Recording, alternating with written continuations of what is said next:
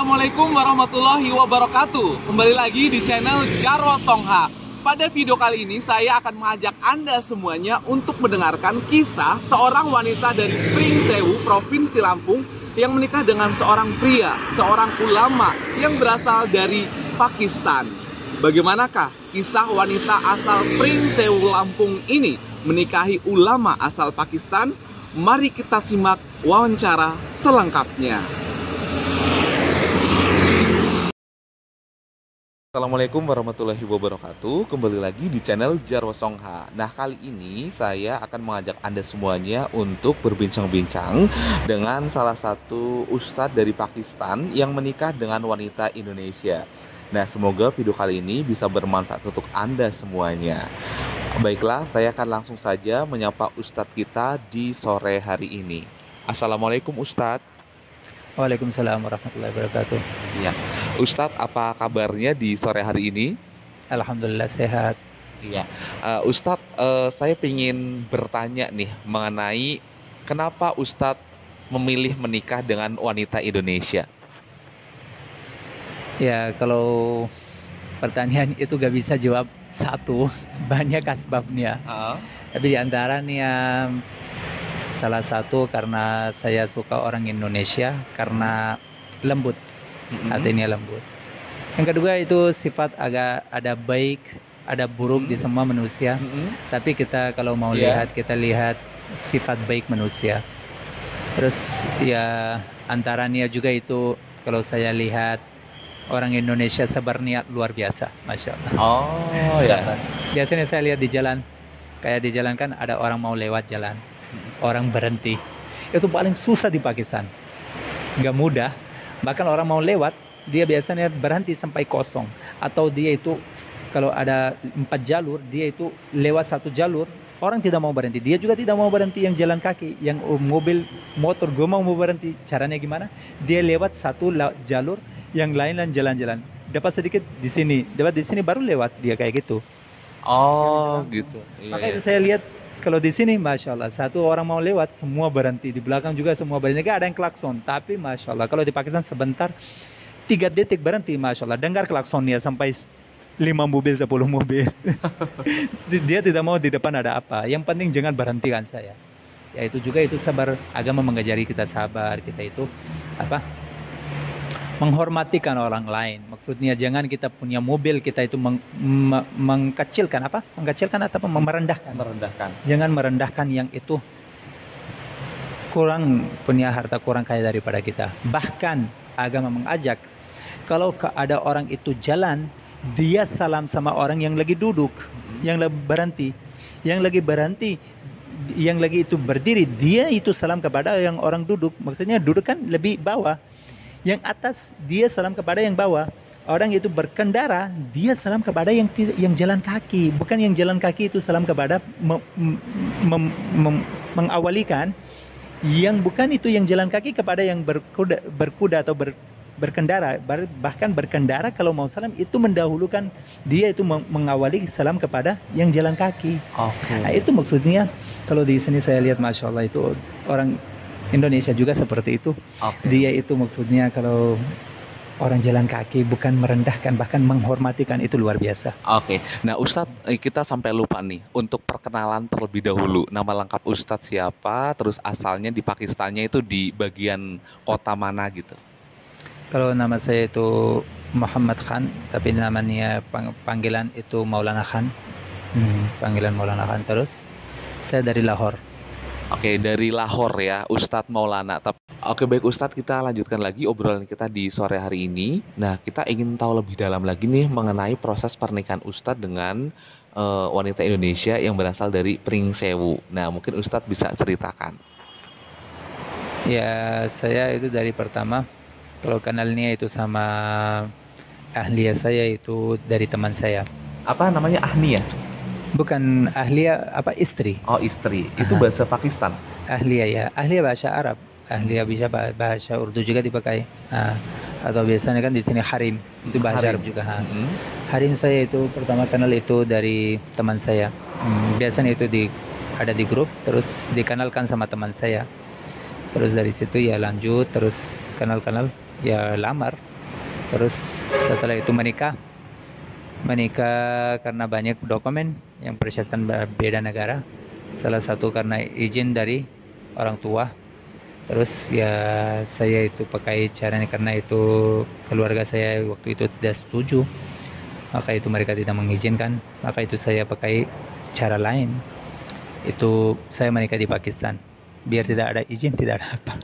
Karena persyaratan di sana tidak ada izin dari orang tua. Terus juga itu saya karena waktu itu saya belum ke Indonesia, saya menikah wakil, yang biasanya bisa bahasa istilah di sini nikah online. Tapi sebagai agama itu ada namanya nikah bil wakil, nikah bil wakalah, mewakilkan orang. Kita boleh kan mewakilkan, nikah boleh pun diwakilkan. Saya dimenikahkan sama perempuan itu, udah diizinkan ya pergi di sana, saya menikahin kamu itu sama si fulan bapak itu siapa. Maka saya mewakilkan satu orang di Pakistan, saya juga mewakilkan ini orang untuk menikahi saya sama harim saya. Terus saya di sini kirim surat, mereka tanda tangan jadi wakil dari orang tuanya. Orang tua kan wakil, dia itu wakalat, dia itu jadi apa, jadi biasanya bahasa Indonesia apa yang jadi wakil, wali wali nikah, dia itu jadi wakilkan itu pengacara. Dua-duanya kita pengacara itu menikahin dua-duanya kita sendiri. Karena kita dua-duanya wakilkan dia ada kuasaan menikahin kita dua-duanya. Dia menikahin kita dua-duanya, ya udah. Di Pakistan. Gitu. Okay. Terus ya itu tahun berapa? Tahun 2019 atau 18 ke online. Ya. Terus setelah itu baru setelah menikah online, terus habis itu baru Ustadz datang ke sini. Iya, baru datang ke sini. Baru datang ke sini. Untuk proses datang ke sininya ada kendala nggak sih Ustadz? Nggak ada kendala. Terus di sini nikah lagi nggak? Ya di sini nikah lagi. Terus semua itu waktu saya datang saya langsung ke sini. Terus pertama ketemu saya langsung peluk harim saya di depan mertua saya. Terus itu nanti mereka ceritakan, itu harim saya ceritakan itu waktu itu kamu peluk saya itu. Ayah saya pergi di belakang tarik ibu saya, katanya ini orang langsung datang itu peluknya, ini kan belum menikah. Mereka kan belum tahu kalau ini udah menikah. Kan saya itu malam datang, saya bilang besok saya mau menikah. Mertua saya tanya itu menikah kapan? Kan hari besok itu malam saya datang jam 11, besok hari Jumat. Terus saya bangun jam 8 apa 9, katanya itu nikah gimana, kapan, tanggal berapa? Saya bilang ya udah hari setelah sholat Jumat menikah. Bingung, kaget mereka. Hah? Kan 3 jam lagi. Saya bilang ya udah mau apa? Ya kita belum siap. Mau siap apa? Ya baju ini keluarga kita besar ini, ada di sini, ada di sana, ada di gunung. Saya bilang yang di gunung gak usah diturunin, di sana aja. Gak usah diturunin. Ini keluarga, saya bilang menikah saya tanpa ini semua keluarga tetap sah insya Allah. Gak perlu. Pertama. Yang kedua, yang ada dekat-dekat, saya tidak mau paksain mereka yang jauh-jauh. Yang bisa datang silakan, yang tidak bisa datang kita juga tidak paksain. Terus kalau kamu mau semua kumpulin di acara, ya sangat mudah. Acara walimah dinantikan setelah 3 hari. Menikah sekarang, walimah nanti. Sangat mudah. Akad dulu. Sahkan dulu. Saya itu di sini bingung. Saya ketemu, tidak ketemu, saya bicara, tidak bicara, semua bingung kan? Tidak bicara bingung. Bicara dosa, makanya halalkan aja, udah halalkan. Iya. Jadi akhirnya menikah di masjid dekat rumah di Pringsewu. Itu terus katanya kapan itu nggak bisa itu ya itu sekecil. Saya bilang yang paling lambat saya bisa habis sholat asar. Setelah itu nggak ada. Itu tidak bisa. Yang bisa sampai asar diberitahu, yang bisa sampai asar silakan. Yang tahu saya tidak bisa sampaikan nggak bisa berangkat. Udah nggak usah berangkat. Ya datang ya dekat-dekat keluarga datang, siap di masjid. Katanya baju, saya bilang yang ada baju di rumah yang paling bagus siap pilih aja. Apa yang bikin baru beli. Terus Maulana saya bilang saya ada baju putih, udah putih yang Nabi SAW suka, ya udah pakai aja. Apa yang susah kan agama sangat mudah.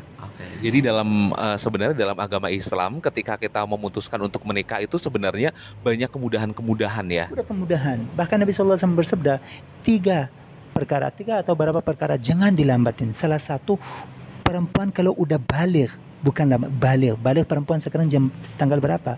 Tahun berapa? Umur berapa? Umur berapa? Umur 12 lah. 8 sampai 9 biasanya perempuan udah balik. Udah berhalangan ya? Berhalangan menstruasi. biasanya, iya. Ada yang mungkin ada yang 10, ada yang 12, itu jarang. Yang biasa nih rata-rata perempuan itu dia 8 sampai 9 tahun udah berhalangan. Itu mungkin kalau di Pakistan ya? Bukan. Sebanyak negara seperti itu. Ada mungkin negara dingin, dia itu agak sedikit lambat. Rata-rata kayak gitu. Laki-laki 15 tahun, perempuan 9 tahun. Itu halangannya. Nabi SAW bersabda, kalau perempuan udah balik, dimenikahin. Kapan udah ketemu jodoh? Bukan ketemu jodoh, dicari ketemu. Kita itu tidak cari, makanya gimana ketemunya? Bukan ada yang lamar. Nah, makanya menikah sangat cepat dimenikahin. Tapi di sini sebelum 18 tidak boleh menikah. Gimana? Dari 8 sampai dari 9 tahun, dari tahun umur 9 sampai 18-an dia udah berhalangan, dia udah mulai itu hormonnya udah aktif. Itu seperti orang lapar, dia bisa dengan zikir dia tahan. Iya, susah. Bukan susah, gak mungkin. Apa yang susah? Susah berarti bisa. Gak bisa, harus dia makan. Tanpa makan dia zikir, dia sholat, bisa gak? Gak bisa kan? Sama orang mulai hormon itu natural, bukan masalah natural. Dia perlu seks, dia perlu berhubungan, laki-laki pun perempuan pun. Itu kayak makanan. Kalau orang lapar dia perlu makanan. Ini juga balik, dia ada butuh ini. Tapi ditahan 10 tahun, jatuh dosa siapa yang tanggung jawab? Tanggung jawabnya orang tua. Maka itu agama, kalau udah balik dimenikahin. Kalau katamu cari sampai ketemu 1 tahun, 2 tahun, 5 tahun, 10 tahun, 20 tahun, 50 tahun gak ketemu gak apa-apa. Tapi cari. Tapi sekarang niatnya gak mau menikah. Katanya setelah kuliah, setelah jadi suksesnya 50 tahun belum sukses. Akhirnya kapan sukses? Maaf ya, berhubungan tidak sukses lagi. Oh ya. Jadi betul. Oke. Nah, terus Ustadz kan kalau udah katamu tidak boleh lambat. Maka itu saya cepatnya udah semua siap, gak ada perlu, gak mau dinikah. Syaratnya apa? 2 saksi, mahar. Ini udah siap, 2 orang ada wali, 2 orang saksi, mahar, menikahin aja. Oke. Umur berapa Ustadz waktu itu menikahnya? Nikah itu waktu itu kurang lebih 29 apa 30. Oh, berarti aku 28 waktu itu nikah. Ustadz udah 9 ya, yang selisih 1 tahun lah ya. Oke Ustadz. Nah, setelah Ustadz kemudian tinggal di Indonesia gitu kan ya, di apa nih, betah nggak tinggal di Indonesia? Atau ada hal-hal yang Ustadz rindukan dengan negara di Pakistan? Kalau saya yang paling rindukan ya banyak itu hal-hal. Kalau saya yang rindukan agama. Jadi yang paling susah itu agama, sangat susah. Kalau banyak yang tanya makanan cocok atau enggak cocok, ya makanan yang penting halal. Seperti kalau itu di Pakistan, India, Bangladesh, itu negara-negara Iran, Afghanistan, itu biasanya itu pakai mazhab Hanafi. Di mazhab Hanafi selain udang yang itu makanan itu seafood, ini juga itu makruh tahrimi, bukan haram, dekat haram. Satu yang makruh tanzihi makruh, satu yang makruh tahrimi memang haram, tapi dalilnya agak tidak agak lembut dalilnya, makanya itu dibilang itu makruh tahrimi, bukan haram langsung. Itu agak susah. Saya biasanya kalau sambal, saya lihat ini ada terasi enggak. Itu saya tanya goreng enggak, ada yang cium beritahu baru saya makan. Kalau itu yang susah. Kalau saya sama harim saya itu kita 1 piring makan. Kalau kita pergi di luar juga, kita mau makan itu nasi goreng, kita beli 1 porsi, sama-sama makan. Kalau mau lapar lagi, pesan baru lagi. Bukan itu kita mau 2, sendiri-sendiri kita makan 1 bersama, baru pesan 1 walau 3, kayak gitu. Jadi kalau misalkan keluar, kalau misalkan pesan apapun itu jadi 1 piring untuk berdua. Baru maksudnya lapar lagi ya pesan lagi. Tapi masalah itu kalau ada yang harim saya mau makan seperti udang ya di sini kita pisah. Gitu. Sendiri-sendiri ya. Ada yang lain-lain seafood kayak itu yang hewan kayak kepiting. Gitu. Itu semua itu nggak boleh. Hanafi nggak boleh. Syafi'i boleh, saya mengizinkan nggak apa, itu dia boleh, mazhab dia boleh, saya agama tidak melarang, kenapa saya melarang? Tapi saya nggak boleh saya tidak makan. Oh, oke. Berarti dalam hal ini Ustadz tidak hanya pernikahan beda negara saja, tetapi berbeda mazhab juga ya. Oke. Kalau istri Ustadz berarti menggunakan mazhab Syafi'i. Makanya itu di menikah juga banyak orang kalau dari Pakistan, India kalau menikah kan tidak memperhatikan mazhab. Kalau tidak memperhatikan mazhab, bisa itu nikahnya batal dan seumur hidup dia zina. Terus kalau Ustadz mazhabnya apa? Mazhab Hanafi. Hanafi. 4 mazhab kan. Hanafi, Maliki, Syafi'i dan Hambali. Kalau Syafi'i syaratnya itu salah satu itu wali, harus izin dari wali. Kalau Hanafi dia itu izin wali gak penting. Perempuan boleh menikah sendiri kalau udah balik. Kalau udah balik, kalau belum balik sama, hukumnya sama, dia harus pakai wali. Tapi sekarang itu sebelum balik tidak boleh menikah. 18 tahun. Biasanya kalau mau menikah udah balik. Makanya itu kalau saya itu lihat, tanya sama itu harim saya, kalau itu orang tua kamu tidak mengizinkan, dia bilang saya siap sama kamu. Kalau orang Pakistan, India mungkin kalau seperti ini perempuan siap, dia bawa, dia menikah tidak. Tapi di mazhab Hanafi tidak boleh. Gak sah menikahnya. Kalau juga gitu kan. Syafi'i tidak boleh, Syafi'i tidak sah. Makanya itu Syafi'i sendiri tidak tahu agama perempuan dan laki-laki tidak tahu Syafi'i, maka di sini bisa dosa. Bisa tidak sah menikah. Karena di Syafi'i syaratnya harus izin wali. Betul. Wali. Tapi di Hanafi gak ada, makanya itu banyak itu orang India dan Pakistan dia bawa perempuan menikahin sendiri tanpa izin wali. Di sana perempuan yang Hanafi boleh, tapi Syafi'i tidak boleh. Itu harus perhatikan. Iya. Oke. Jadi saya juga jadi semakin paham ya, karena kayak itu mungkin udah jadi tradisi kami masyarakat Indonesia ya, seperti itu ya. Banyak suka itu perempuan suka itu orang Pakistan, India, tapi itu tanpa wali, itu pergi dia itu kalau tidak diizinkan dia pergi. Menikah sendiri, dan laki-laki juga itu tidak perhatikan karena dia tidak tahu ini masalah. Kalau saya itu alhamdulillah empat mazhab saya tahu. Saya baca 4 mazhab. Harus perhatikan ini, dan salah satu juga sedikit salah satu itu juga kalau mau menikah, kalau tidak mengizinkan, kita bilang agama sangat mudah. Tapi di sini kita bilang kita cinta agama melarang kita tidak bisa menikah, tetap bisa. Saya biasanya bilang agama sangat mudah, bukan sangat mudah, paling mudah itu agama. Susah di mana? Yang kita tidak tahu. Susah di mana? Yang kita tidak tahu itu susah. Agama tidak susah. Susah yang kita tidak tahu. Kita belum belajar. Maka kita beda mazhab. Ada perempuan orang tuanya tidak mengizinkan, gimana sekarang? Susah kan menikah? Gak susah. Itu bukan susah. Kamu tidak tahu agama. Kamu tahunya masih kurang. Kamu belajar lagi. Ada pembukaan lagi. Maka di sini yang perempuan orang tuanya tidak mengizinkan ada. Dia pindah mazhab. Jadi Hanafi. Pindah mazhab, tapi jangan pindah sendiri. Pindah dengan ustadz, dengan ulama. Pindah mazhab. Dia ada syarat-syaratnya, itu maksudnya itu diikrarkan. Dia diberitahu apa kalau pindah mazhab apa itu beritahu dulu, bukan itu pindah mazhab aja lalu itu makan apa, itu ada haram, ada apa. Sholat juga ada sedikit banyak itu, ada yang boleh, ada yang itu wajib, ada yang kurang wajib. Di sini di sana itu harus tahu. Wudu, mandi wajib, itu semua ada beda-beda. Harus tahu. Kalau mandi contohnya Hanafi, mandinya kalau mandi wajib dia tidak 3 wajib kan? 3 wajib apa? Tahu Mas? Makanya itu jangan hanya YouTuber, belajar agama juga ya, maaf ya. Semua tahu. Saya tadi juga beritahu itu recordingnya apa. Saya itu beritahu dunia, tapi Mas tidak bisa tahu agama. Makanya 2 dunia ya. Sedikit-sedikitnya wajib aja. Saya tidak bilang kalau Mas jadi ulama. Minimal yang penting-penting itu kita belajar.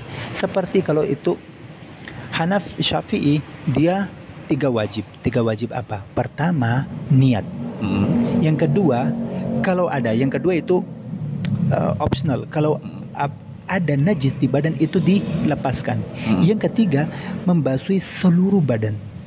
Sedikit pun tidak boleh ada basah. Ini wajib. Kalau sedikit pun satu akar rambut tinggal kering, tidak sah mandi wajibnya. Makanya dia tetap najis. Walau dia wudu, dia sholat, semua ditolak. Gak sah sholatnya. Kecuali mandi ulang wajib lagi.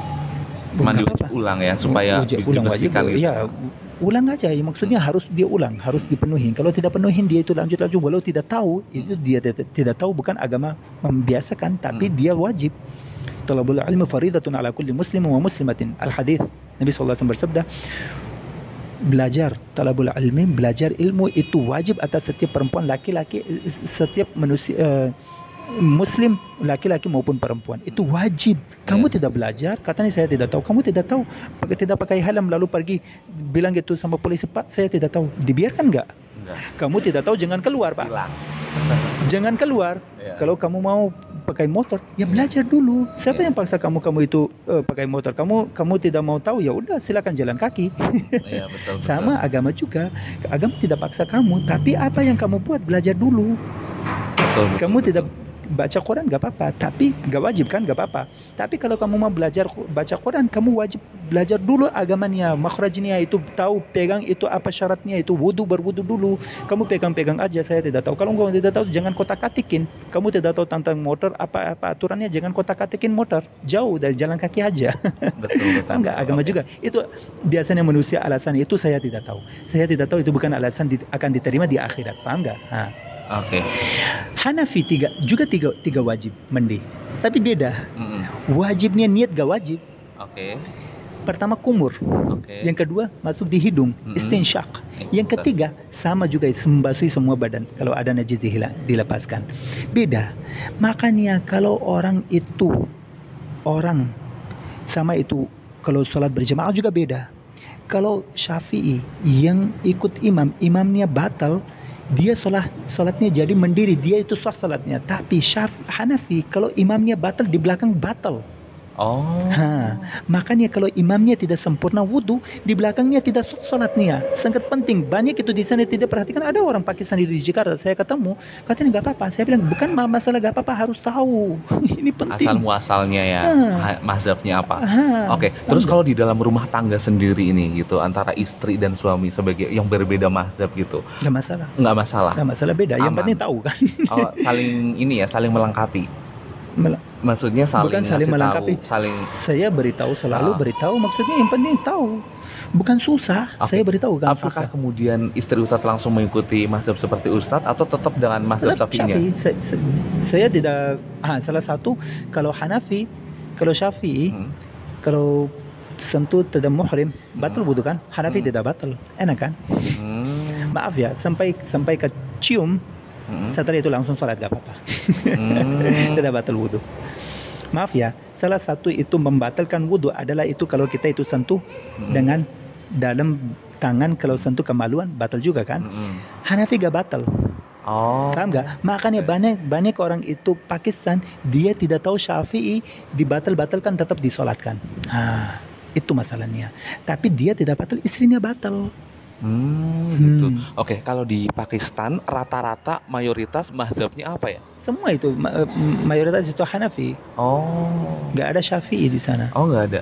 Hambali, Maliki juga. Nggak ada.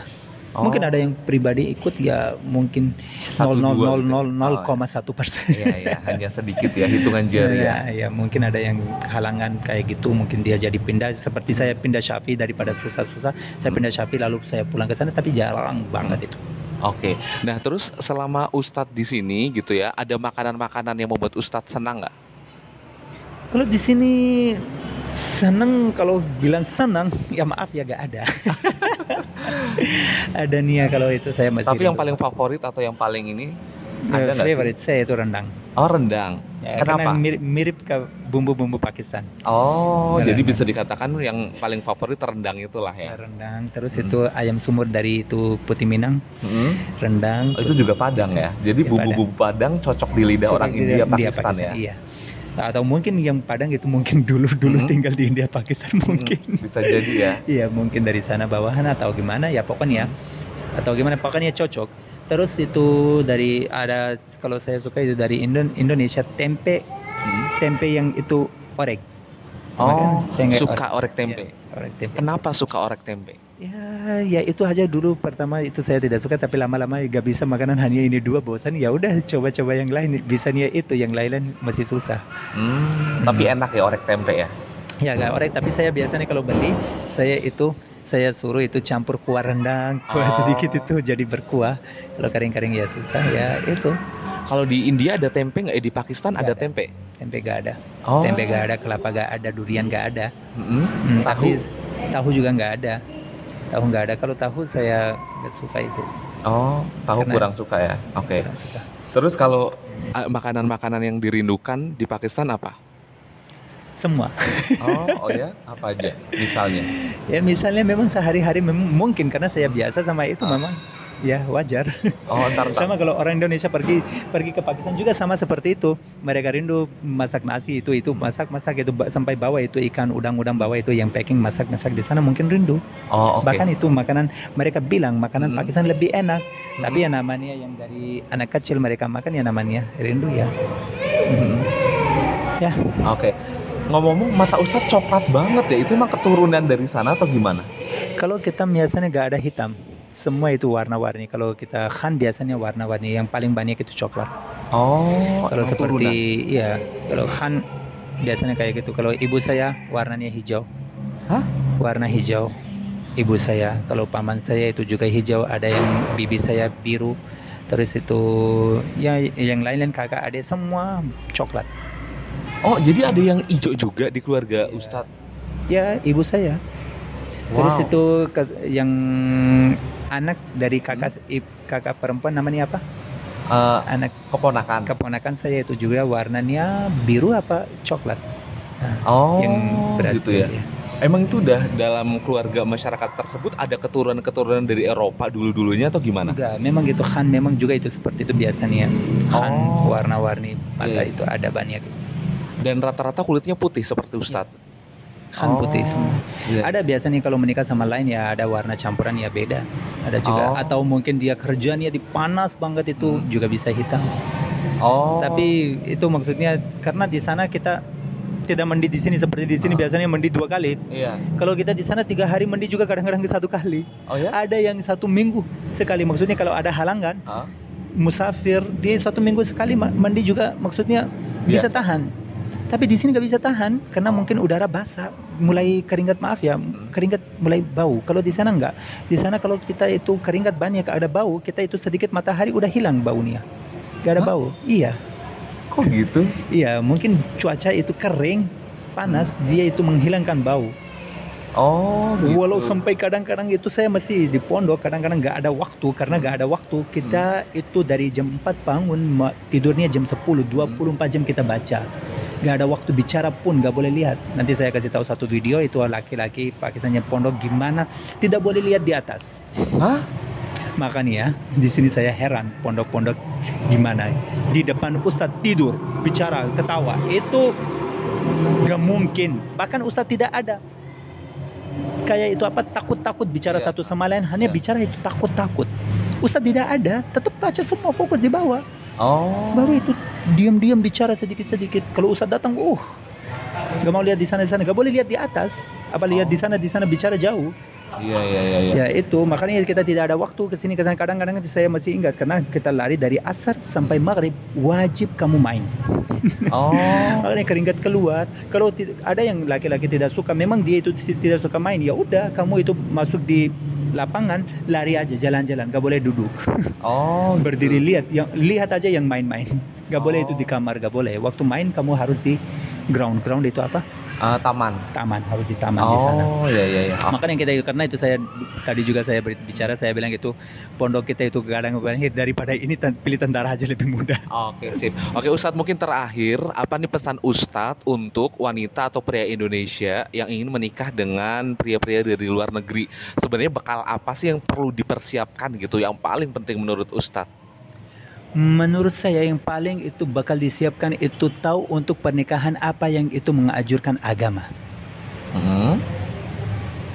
Kalau ada yang itu menikah tanpa itu ada yang mau itu bergaul perempuan atau laki-laki sama yang lain tanpa menikah mau nggak?